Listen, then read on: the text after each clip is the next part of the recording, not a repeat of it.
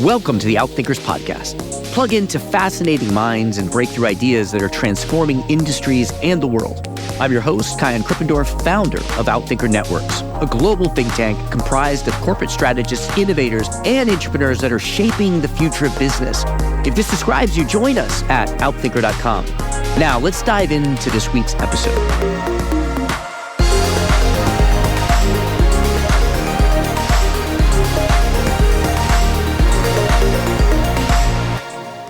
So what happens is the type of work that people are doing is moving from repetitive operational work to project-based work.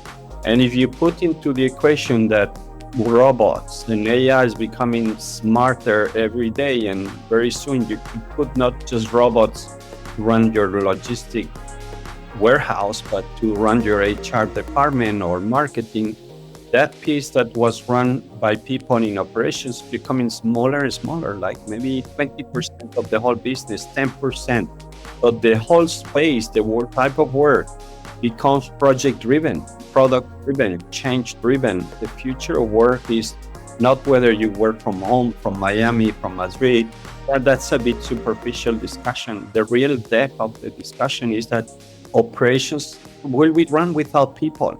And so what's left for people is to work in projects. And that's what I call the project economy.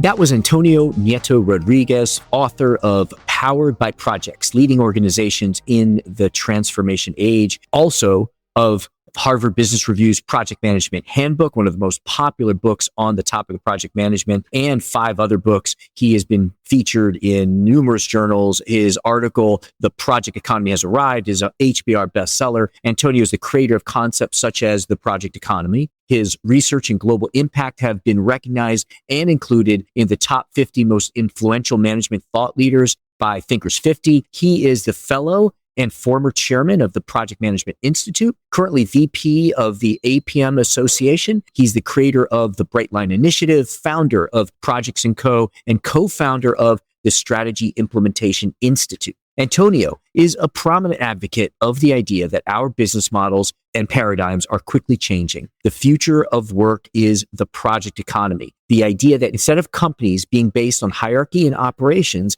they will be dominated by project-driven teams and environments. This premise has a profound impact on every area of business, and strategy, management, and every department of each enterprise will need to adapt accordingly. In this discussion, we dive into the intricacies of what you as a business leader can do to prepare for this inevitable transition. We discuss how digitization and the acceleration of AI has compounded this quick change from a focus on operations and repetitive work to quick execution project-driven teams. Why by 2030, 70% of work will be project-based work, fundamentally changing how businesses are structured and managed. How the era of hierarchical organization hinders growth in this new era, as successful project execution depends on co-creation and stakeholder buy-in. How the new role of the PMO will change from being operations-driven to more strategic, and how you can best support these roles in the transition. Ladies and gentlemen, Antonio Nieto-Rodriguez. Antonio, it is great to have you on the podcast. I know that you are busy, and we were really a treat to have you here. Thank you for being here. Where are you joining us from today? Thank you, Karan. It's a pleasure to be now Thinkers. I follow your podcast, and when we got connected, I said, obviously, yes, this is a place to be. And I'm calling from Madrid, from Spain. Lovely. Well, thank you for dialing in from Spain. We're going to get into what project management is, what the future organization is, what strategy versus execution is. But I want to start off with the same questions that I ask all of my guests.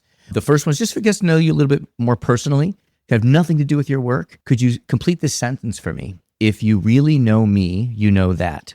You know that I care about people most. That's probably someone I like to help people, make them better and be more successful. Maybe that's what I would say. Amazing. Where does that come from, do you think? Don't know. I was lucky on my life. I think I want to give back. I feel lucky with my. It's not like I'm billionaire or anything, but I enjoy what I do. I enjoy what I got. And I feel lucky there's so many other people that have more tougher lives. And so I feel like I need to give back. And that's probably where it comes from. Got it. Love it. Second question. We ask this question of all our guests, and a lot of our guests think a lot about strategy as you do, and we always get a different answer. What is your definition of strategy? My definition of strategy is painful. I'm a big believer from the strategy sessions that I run with customers is that if you have a workshop where everybody's happy at the end, you didn't do strategy. It was just a nice get together. And if you come up from the meeting with the senior leaders and it feels painful, it feels uncomfortable, that's when you did really strategy because you took decisions, you took painful decisions. You're making tough choices where you say, we go together into that direction. That means that we drop many other things. And for me, that's the best definition of strategies, making painful choices. So it's just a test I run after a workshop on strategy. Was it painful enough or not? I love that. That's the first time that someone's given us kind of a sensory definition of strategy. And I think that is a great access, a great test. Thank you for that. So then let's shift from strategy to execution. And just I'd like to do little definitional things because I think that your view on execution, your view on what a project is, certainly is well thought through. And not all of our listeners have thought about it as much as you. How is strategy different from execution, and how is a project different from what's not a project? No, I think the execution piece, of course, choices is strategy. For me, making that painful choices is the strategy, the definition. Doesn't need to be made by the whole organization. It's the leaders who are paid for that. But I think the execution is everyone in the company that needs to follow. So that is what you do on a daily basis. It can be on the short term, which is more the operational people, the marketing, the sales, and then there's the people who are working on transformation, who are building the future of the organization. So for me, execution is how the organization works, how everybody in bigger or smaller scale contributes to achieve that painful decision, that vision, that purpose. And for me, that's execution, is how you orchestrate every people around that plan and get it done, right? In different levels, in different areas of the business.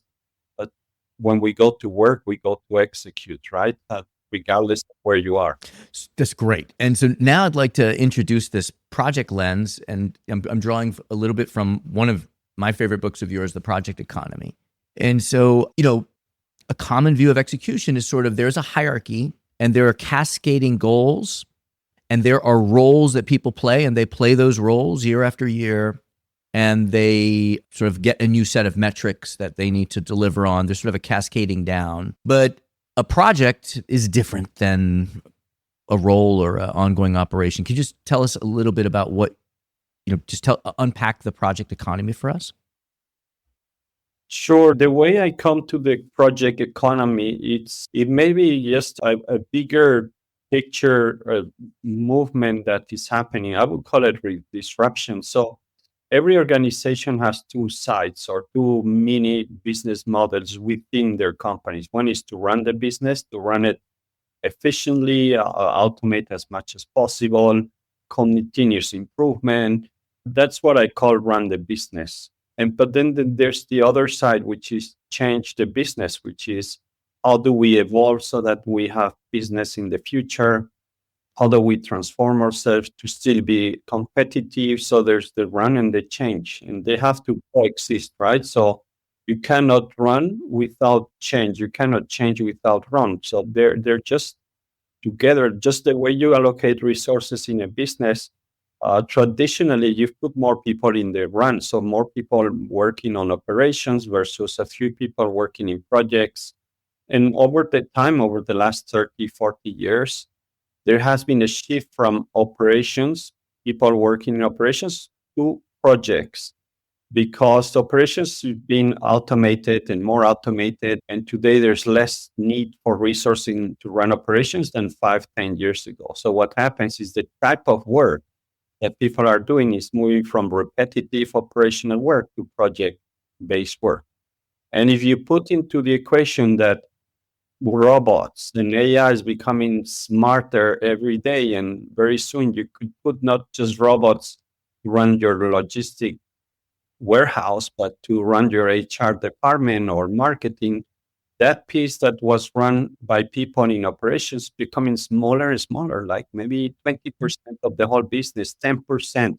So the whole space, the whole type of work becomes project driven, product driven, change driven. So that's what I call the project economy, is that the future of work is not whether you work from home, from Miami, from Madrid. That's a bit superficial discussion. The real depth of the discussion is that operations will be run without people. And so what's left for people is to work in projects. And that's what I call the project economy. Just to help us kind of understand the magnitude, could you give those? I think they're just estimates, but what percentage of the work done in a typical corporation right now is operations, and in the future, what might it come down to? Sure. So I think like 20 years ago, my numbers were saying around 80%, 70% was operations, and 20-30% was projects. Today, I think we're in the middle, 50-50, I would say. If you ask a company how many projects they're doing, anybody listening to this podcast, I'm sure their organizations, they have more projects than what they can execute. I'm sure most of the people working in your organizations are doing some type of projects, participating in a project, in a transformation on top. So everybody's touched by this. So that's around 50%, I would say. We're going towards a 70-30 by the end of the decade, by 2030, my guess is 70% projects, 30% operations. So there's a completely switch, right, from the business model, very operational driven hierarchies. Hierarchies, the way people are evaluated, the culture of the company, the way leaders behave, to a very different status where everything is more fluid. There's no hierarchy. So it's a disruption that we're starting to see. Interesting, because a project is typically cross-functional. So what you're saying is we do more of our work in project models than we are. That's why it's less hierarchical, because it cuts across. Is that? Absolutely. I think this is one of the biggest findings, Kahan, that I've realized when I study projects, is that operations are hierarchical and you need to have functions. You need to have departments because everybody's specialized. And yeah, it makes sense. You become more efficient when but for projects is the up, and you work top down, so the decisions are taken from the top and then they're implemented through the ranks, and perfect. That was great 20 years ago and it was working. But projects transformation is something that is more transversal. So I help some big corporates and they struggle with transformation initiative with projects. When the corporate center, the headquarters, said we're going to launch this digital transformation, and here are the benefits for everybody in the world working for this company. And people don't get it because the challenges that part of the company is facing in Italy or in Spain are different than the ones in the US and the ones in South America. So needs to be a switch on how we define projects, how we set goals for projects, how we make them more bottom up. This is all about creating engagement from the beginning. Co-creation is not top down, and that's where many companies struggle with projects. Is when you do things top down, you don't have engagement. You miss the point. There's no really buy-in from stakeholders. So leaders are not used to that, and I think it's exciting, but so many companies are struggling with this. Yeah, I could see the reaction being one of kind of fear, of letting go of the reins, of trusting that the music will naturally come together if you orchestrate it rather than direct it. Absolutely. I don't know if anybody has kids listening to us, but this is more, is not imposing to your kids what you wanted, but it's much more dialogue, right? It's dialogue, understanding their perspective and trying to build something together. And you know how challenging that is, but it's the way forward. Yes. What about let's put the PMO office in this picture. Yeah. What does the PMO office become then? I think for me, the PMO as we know it, Kaihan, is for sure dead. for a couple of reasons. I think the PMOs today, 50, 60, 70% is purely administrative type of work, is creating reports, is chasing people for data, is setting up some templates and processes. And I think with AI coming into project management and PMO, that automation piece has to be gone. So what do they do with the rest of their time? For me, they need to step up and become that strategy implementation office or transformation office. I wrote an article in HBR about the chief project officer. So I think the PMOs that we know today are really very, if you look at them, and I've been in a few, they're very bureaucratic. They're administrative offices. So they will disappear. What they need to do is step up and move, embrace AI for projects, transformation, but also have forcing leaders to make those tough decisions, to really do strategy for their business, and then the execution of the key initiatives. So, and the other thing that I find really important, Kahan, in this transformation for the PMOs is that so far, I think the project manager, the PMOs had like an easy life, right? So we will try to deliver on time. We will try to deliver on budget. But if the thing makes any money, it's not my problem, right? So the benefits are taken care by somebody else in the organization, the sponsor, the business owner. But that's not my problem, right? And I think if we want to succeed, that PMO, the new PMO, will need to deliver value. You're there to deliver value. So my prediction is that if a business makes $100 million on revenue per year, 60 millions have to come from projects. And that's accountability of the PMO, their chief project officer, or they need to bring value. That's how we will measure the success of a PMO. How much did you make in terms of revenues, in terms of cost savings? Not just how many reports did you put on place, how many interdependencies did you find between. Yeah, no, that's great. So yeah, the PMO becomes a profit center and gets judged by that. Great to say. Perfect, spot on. That's the word, profit center, value generation center. Absolutely. I'm very interested in getting to your new book, Powered by Projects, but there's a couple steps on the way. First is a question we haven't talked about, but what you just said made me think of something that has come up with many conversations I've had in the last 2 weeks is intensity. What is intensity and how do you build? I would think that, I believe that, there's some organizations where the intensity to achieve outcomes is very high. Do you think about intensity and what is it and how do you create intensity? Yeah, no, intensity is crucial. And you can say this is around a bit of healthy stress. You can say about focus or urgency. So I think that's one of the most fascinating topics because I always say a bit of a joke when I'm doing a keynote or I'm teaching. I say, the moment I feel like I've made it with the team is when they come in the morning, somebody from the team and say, Antonio, I had a nightmare with your project. I say, yes, right? So because that tells me that you are thinking, you care, you're in your brain, in your subconscious, you're trying to find a way to make that happen, right? You've absorbed it. It's part of your daily life. So intensity, it's something that often is missing in projects. You can have like a very tight deadline, but that doesn't mean that you will create intensity. Intensity is something that people need to feel within themselves. And that leads was, I think it's part of being focused. I love to give advice to senior leaders. My goal in my book is always to simplify complex things. So one thing that I guess you will know, but I always tell senior leaders and CEOs, listen, you want one of your transformation or projects to go faster? And they say, yeah, of course. I'll tell you what you need to do. You as a CEO, put more time on it. That's it. If you put more time, and I say, how many time do you put on this transformation? Maybe 1 hour every 2 weeks.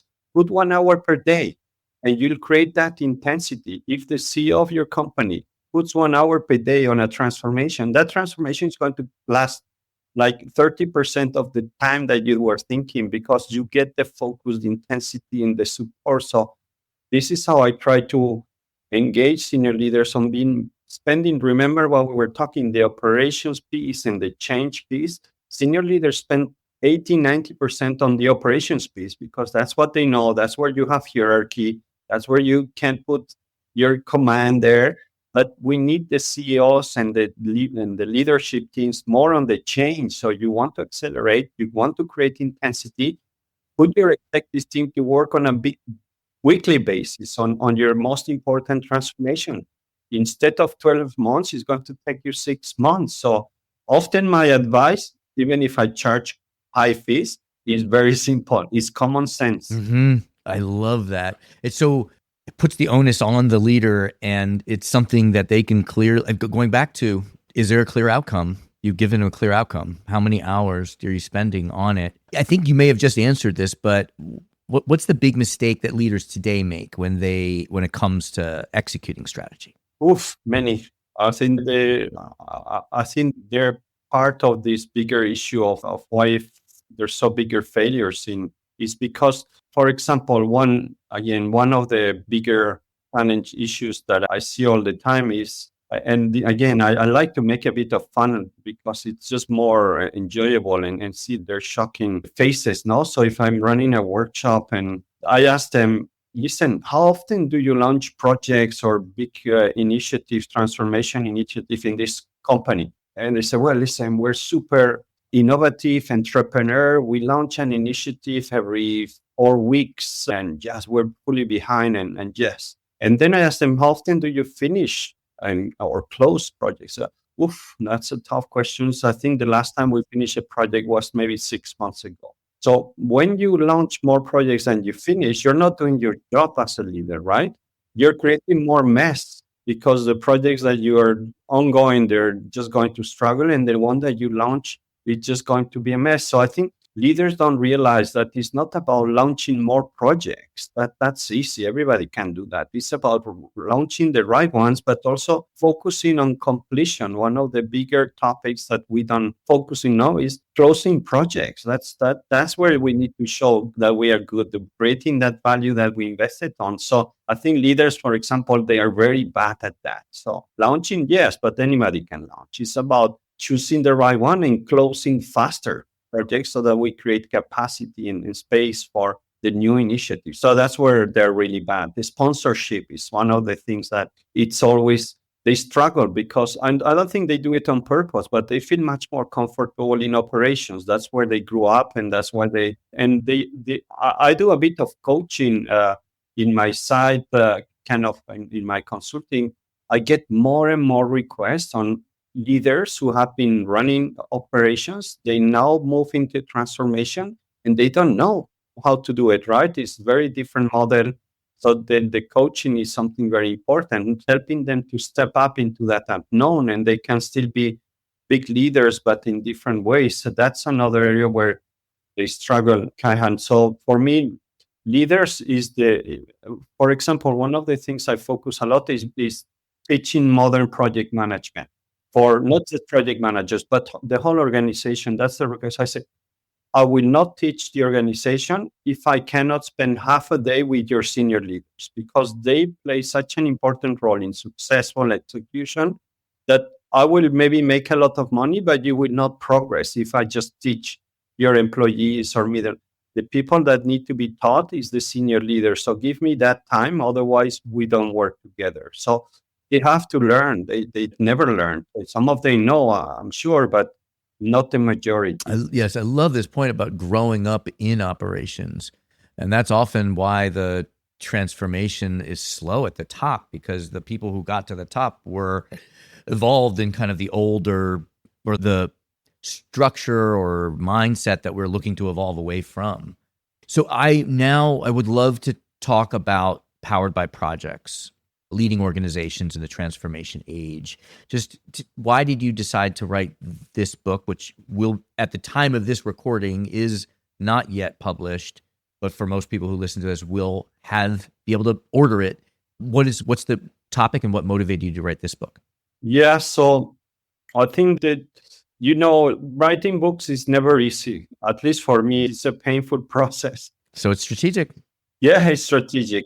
Exactly. I do it because of the pain, the process that you go. It always trying to find new things and format them into a book that makes sense for everyone that reads it. So, but HBR was keen, and they don't publish usually on project management. It was never a topic which they care. The agile somehow was like sexy, and they wrote a lot about agile and innovation, entrepreneurship. Yeah, of course, but project management never. So after 5 years of teaching the idea that everybody is doing projects and it's not tactical, it's something more strategic. So we published the manuscript HBR Project Management Handbook, and that was a huge success there that nobody expected to be selling so many copies. So they realized actually, well, there's a lot of project managers here that can be our audience, and we can add some value. And so kind of we agreed to, they wanted another book, and I said, okay, let's do it. And the premise, it's basically on the first book was,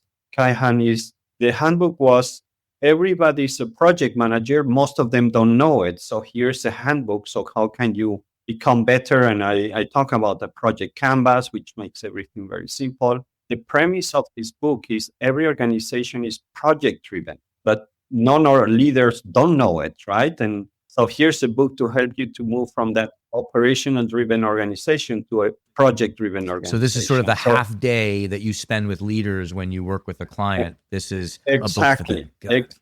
I take most of my ideas come from these discussions that I had in these workshops with some of my clients, where I see how much they struggle with these concepts. How can you move from that pyramid hierarchical cultural to something a bit very much project driven, which is that project economy we were talking before. Yes. What's something that you say in those sessions? What's, often there's one line or one concept or one tool that really gets picked up and captures people's leaders' interests. But what's that for you?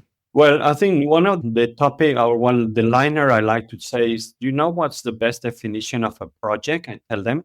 First of all, I try to ask them how many projects they have. And I think very few companies, they actually know how many projects they have in their organization. We're talking about thousands for a big company. So they feel like a bit uncomfortable when you ask 7 people around the table and each of them gives you a different number.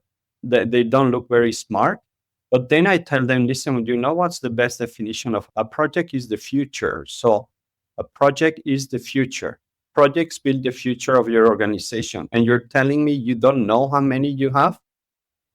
Right? So they say, okay, how are you building your future if you don't have a clue how many projects you have? How are you executing them? How much time you're spending? So that triggers a lot of another. I love this exercise. I asked them to put in a post-it the top 3 projects in the organization. And imagine you have an executive of 10 people.